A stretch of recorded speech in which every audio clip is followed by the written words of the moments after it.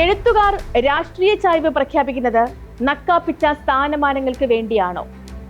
M Mukundan M സ്വരാജിനെ പിന്തുണയ്ക്കാനും Kalpetta നാരായണന് കടുത്ത ഭാഷയിൽ വിയോജിപ്പ് പ്രകടിപ്പിക്കാനും കഴിയുന്ന വേദിയല്ലേ ജനാധിപത്യം?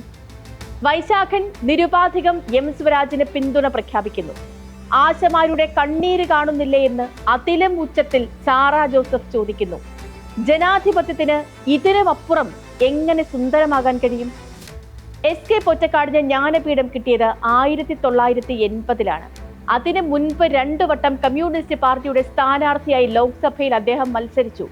ആദ്യ തവണ തോറ്റു, 2ാം വട്ടം ജയിച്ചു. 2ാം മത്സരത്തിൽ തോൽപ്പിച്ചത് സുകുമാർ അഴീക്കോടിനെയാണ്. കമ്മ്യൂണിസ്റ്റ് പാർട്ടിയുടെ MP ആയിരുന്ന പൊറ്റക്കാടിന് ജ്ഞാനപീഠം കൊടുക്കുമ്പോൾ ഈ രാജ്യം ഭരിച്ചിരുന്നത് കോൺഗ്രസ് ആണ്. പൊറ്റക്കാട് ജ്ഞാനപീഠം മോഹിച്ചാണ് രാഷ്ട്രീയത്തിൽ ഇറങ്ങിയതെങ്കിൽ ചേരേണ്ടത് കോൺഗ്രസിനൊപ്പമായിരുന്നില്ലേ? തോറ്റ സുകുമാർ അഴീക്കോടിന് പിന്നീട് കിട്ടിയ പുരസ്കാരങ്ങളും അംഗീകാരങ്ങളും കോൺഗ്രസ് സർക്കാരിന്റെ കാലത്തു മാത്രമല്ല, കമ്മ്യൂണിസ്റ്റ് സർക്കാരുകളുടെ കാലത്തുമാണ്. ഗാന്ധിയനായി തുടർന്നപ്പോഴും പിന്നീട് അഴീക്കോടിന് കൂടുതൽ അടുത്തു നിന്നത് കമ്മ്യൂണിസ്റ്റ് പാർട്ടിയുമായാണ്. സ്പോട്ട്ലൈറ്റ് ആരംഭിക്കുന്നു. പ്രശ്നം എഴുത്തോ നിൽക്കുന്ന തൊഴുത്തോ? എഴുത്തോ നിന്റെ കഴുത്തോ എന്ന പഴയ ചോദ്യം ഏറ്റവും ശക്തമായി മുഴങ്ങിയത് അടിയന്തരാവസ്ഥ കാലത്താണ്. സർക്കാർ പറയുന്നത് എഴുതിയില്ലെങ്കിൽ കഴുത്തു വെട്ടുമെന്നായിരുന്നു ആ അപകടം. ഇപ്പോ മുഴങ്ങുന്നത് അത്രയും ഗുരുതരമായ പ്രശ്നങ്ങളല്ല, എഴുത്തുകാർ ചെന്നു നിൽക്കുന്ന തൊഴുത്തു മാത്രമാണ് പ്രശ്നം. ഇടതുപക്ഷത്തെ സ്ഥാനാർത്ഥി എം സ്വരാജിന് ഒരു പറ്റം സാഹിത്യകാരന്മാർ പിന്തുണ പ്രഖ്യാപിച്ചു. അതോടെ ആ പിന്തുണയുടെ ധാർമ്മികതയെ ചൊല്ലിയായി വൻ വിവാദങ്ങൾ. ഏതു രാഷ്ട്രീയത്തിൽ വിശ്വസിക്കാനും പ്രവർത്തിക്കാനും എല്ലാവർക്കും എന്നതുപോലെ എഴുത്തുകാർക്കും അവകാശമുണ്ട്. ONV കുറുപ്പ് തിരുവനന്തപുരത്ത് നിന്ന് ലോക്സഭയിലേക്ക് മത്സരിച്ചു. CPI-യുടെ സ്ഥാനാർത്ഥിയായിരുന്നു. ദേവരാജൻ മാസ്റ്റർക്കൊപ്പം ONV KPSC-യിൽ നിരന്തര ഗാനരചന നടത്തിയിട്ടുള്ളയാളാണ്. KPSC ആണെങ്കിൽ ഒരു കമ്മ്യൂണിസ്റ്റ് പ്രസ്ഥാനവും. KPSC-യുടെ നിങ്ങൾ എന്നെ കമ്മ്യൂണിസ്റ്റ് ആക്കി എന്ന നാടകം രചിച്ചത് തോപ്പിൽ ഭാസിയാണ്. കമ്മ്യൂണിസ്റ്റ് പാർട്ടിയുടെ പ്രചാരണത്തിനു വേണ്ടി തോപ്പിൽ ഭാസി എഴുതിയ ആ എഴുത്തിലും വലിയ രാഷ്ട്രീയ പ്രവർത്തനം വേറെയുണ്ടാകില്ല. ഇതിന്റെ തൊട്ട് പിൽക്കാലത്താണ് SK പൊറ്റക്കാട് തലശ്ശേരിയിൽ സ്ഥാനാർത്ഥിയായത്. പൊറ്റക്കാടിനെ കമ്മ്യൂണിസ്റ്റ് പാർട്ടി സ്ഥാനാർത്ഥിയാക്കിയപ്പോൾ എതിരായി സുകുമാർ അഴീക്കോടിനെ കൊണ്ടുവരികയായിരുന്നു അന്ന് കോൺഗ്രസ് ചെയ്തത്. നിലപാട് പ്രഖ്യാപിക്കാനും പ്രചാരണം നടത്താനും മറ്റേതൊരാൾക്കും ഉള്ളതുപോലെ എഴുത്തുകാർക്കും സ്വാതന്ത്ര്യമില്ലേ? നിഷ്പക്ഷത പാലിക്കാൻ എഴുത്ത് ഭരണഘടനാപരമായ ജോലിയാണോ? ഗവർണർമാർ വരെ കക്ഷി രാഷ്ട്രീയം കളിക്കുന്ന നാട്ടിലാണ് ഈ അനാവശ്യ വിവാദങ്ങളുടെ പെരുമ്പറ മുഴങ്ങുന്നത്. പ്രൊഫസർ MK സാനു എറണാകുളത്ത് നിന്ന് നിയമസഭയിലെത്തിയത് CPIM-ലെ പ്രതിനിധിയായാണ്. ഇന്ന് സാനുമാഷ് ഏതെങ്കിലും ഒരു പാർട്ടിയുടെ ആളല്ല, എല്ലാ പാർട്ടിക്കാരും സ്വന്തമായി കരുതുന്ന പ്രതിഭയാണ്. സാനുമാഷ് രചിച്ച പുസ്തകങ്ങൾ എല്ലാവരുടേതുമാണ്. കേരളത്തിൽ ഏറ്റവും നിഷ്പക്ഷമായും മതനിരപേക്ഷമായും പുരോഗമനപരമായും എഴുതുന്നത് ആ 98 വയസ്സു കഴിഞ്ഞ മഹാപ്രതിഭയാണ്. ഡോക്ടർ M ലീലാവതിയുടെ മാതാവ് മുണ്ടനാട് നങ്ങയ്യ ഇന്ത്യൻ നാഷണൽ കോൺഗ്രസിന്റെ സമുന്നത നേതാവായിരുന്നു. മാത്രമല്ല തികഞ്ഞ ഇന്ദിരാഗാന്ധി ആരാധികയും. ഡോക്ടർ ലീലാവതിയും ആ അമ്മയുടെ പാത പിന്തുടർന്ന് കോൺഗ്രസുകാരി തന്നെയായിരുന്നു. അല്ലെങ്കിൽ മറ്റുള്ളവർ കരുതിയിരുന്നത് ലീലാവതി ടീച്ചർ കോൺഗ്രസുകാരിയാണ് എന്നാണ്. ആ ലീലാവതി ടീച്ചർ 97-ാം വയസ്സിൽ പ്രസിദ്ധീകരിച്ച ആത്മകഥയാണ് ധ്വനിപ്രയാണം. അതിൽ കോൺഗ്രസുകാർ ചെയ്ത വലിയൊരു ചതിയെക്കുറിച്ച് പറയുന്നുണ്ട്. ഗുരുവായൂർ കോട്ടപ്പടി തമ്പുരാൻ പടിക്കൽ അമ്മയുടെ പേരിൽ കോൺഗ്രസ് ഓഫീസ് പണിയാൻ സ്ഥലം ദാനം ചെയ്തതാണ് ലീലാവതി ടീച്ചർ.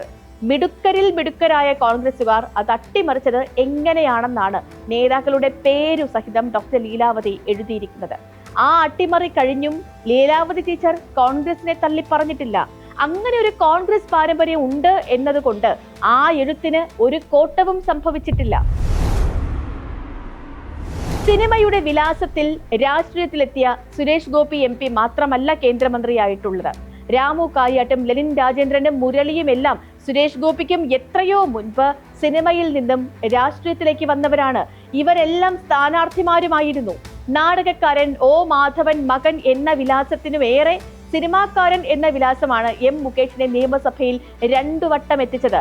KB ഗണേഷ് കുമാറിനാണെങ്കിൽ സിനിമയിലെ വിലാസത്തെക്കാൾ പിതാവിന്റെ രാഷ്ട്രീയ വിലാസമാണ് ഉപകരിച്ചത്. ഗണേഷ് കുമാറിനെതിരെ ജഗദീഷിനെയും ഭീമൻ രഘുവിനെയും മത്സരിപ്പിക്കുന്നതാണ് രാഷ്ട്രീയത്തിൽ ചെയ്യാൻ കഴിയുന്ന ഉരുളയ്ക്കുപ്പേരി. മുകേഷിനെയും ഇന്നസെന്റിനെയും ഒക്കെ ഇടതുപക്ഷം മത്സരിപ്പിക്കുമ്പോൾ ഐക്യമുന്നണിക്ക് വേണ്ടി ജഗദീഷും ധർമ്മജൻ ബോൾഗാട്ടിയും മത്സര രംഗത്തിറങ്ങുന്നത് കേരളം കണ്ടതാണ്. പ്രേം നസീർ ആണെങ്കിൽ പണ്ടേ രാഷ്ട്രീയത്തിൽ ഇറങ്ങി മാതൃക കാണിച്ചതുമാണ്. രാജീവ് ഗാന്ധിയിൽ നിന്ന് കോൺഗ്രസ് അംഗത്വം നേടുകയും 1987 തിരഞ്ഞെടുപ്പിൽ 14 ജില്ലകളിലും പ്രചാരണത്തിന് പോവുകയും ചെയ്തു. 1989 ലോക്സഭാ തിരഞ്ഞെടുപ്പിൽ ചിറയിൻ കീഴിൽ നിന്ന് മത്സരിക്കാനിരുന്നപ്പോഴായിരുന്നു അപ്രതീക്ഷിത അന്ത്യം. പ്രേം നസീർ രാഷ്ട്രീയത്തിൽ ഇറങ്ങിയിട്ടും ആരാധിച്ചത് കോൺഗ്രസുകാർ മാത്രമായിരുന്നില്ലല്ലോ. കോൺഗ്രസുകാർക്കും പ്രേം നസീർ എന്ന നടന്റെ ജീവന്റെ ജീവനായിരുന്നു. ഐക്യമുന്നണിക്കായി പ്രേം നസീർ ഇറങ്ങിയാൽ മധുവിനെയോ ഷീലയെയോ ഇപ്പുറത്ത് കിട്ടുമോ എന്ന് നോക്കുന്നതാണ് രാഷ്ട്രീയത്തിലെ രീതി. കടമ്മനിട്ട രാമകൃഷ്ണൻ രാഷ്ട്രീയ സിംഹം MV രാഘവനെ തോൽപ്പിച്ചാണ് ആറന്മുളയിൽ നിന്നും നിയമസഭയിലേക്ക് എത്തിയത്. കടമ്മനിട്ടയുടെ കവിതകൾ ഇടതുപക്ഷത്ത് മാത്രമല്ല നിൽക്കുന്നത്, അത് മലയാള പക്ഷത്താണ്. സമീപകാലത്താണ് സാമൂഹിക മാധ്യമങ്ങളിലൂടെ KR മീരയും ബെന്യാമിനും രാഷ്ട്രീയം പറഞ്ഞേറ്റുമുട്ടിയത്. ആ തല്ലുകൂട്ടം രാഷ്ട്രീയം വിട്ട് വ്യക്തിപരമായി തന്നെ മാറുകയും ചെയ്തു. അശോകൻ ചെരുവിലാണ് രാഷ്ട്രീയ നിലപാട് ഒരു മറയുമില്ലാതെ വ്യക്തമാക്കുന്ന മറ്റൊരെഴുത്തുകാരൻ. CR പരമേശ്വരൻ ഇവരെ എല്ലാം കണക്കറ്റ് വിമർശിച്ചത് TP ചന്ദ്രശേഖരൻ വധത്തിന് പിന്നാലെയാണ്. എഴുത്തുകാർ അവർ ഈ സമൂഹത്തിന്റെ ഭാഗമാണ്. അവരും ഇവിടുത്തെ കക്ഷി രാഷ്ട്രീയത്തിൽ കളം പിടിക്കും. ഓരോരുത്തർക്കും അവരവരുടെ ചിന്തകൾക്കും നിലപാടിനും പറ്റിയ പാർട്ടികളോട് ചായ്വുണ്ടാകും. അതൊരു തെറ്റല്ല. M സ്വരാജിന് വേണ്ടി 10 എഴുത്തുകാർ വന്നാൽ ആര്യാടൻ ചൗക്കത്തിനായി 11 പേരെ കൊണ്ടുവരുന്നതാണ് ഹീറോയിസം. അതാണ് ജനാധിപത്യത്തിലെ കുടമാറ്റവും. സ്പോട്ട്ലൈറ്റിനെ മറ്റൊരു വിഷയമായി നാളെ ഇതേ സമയം.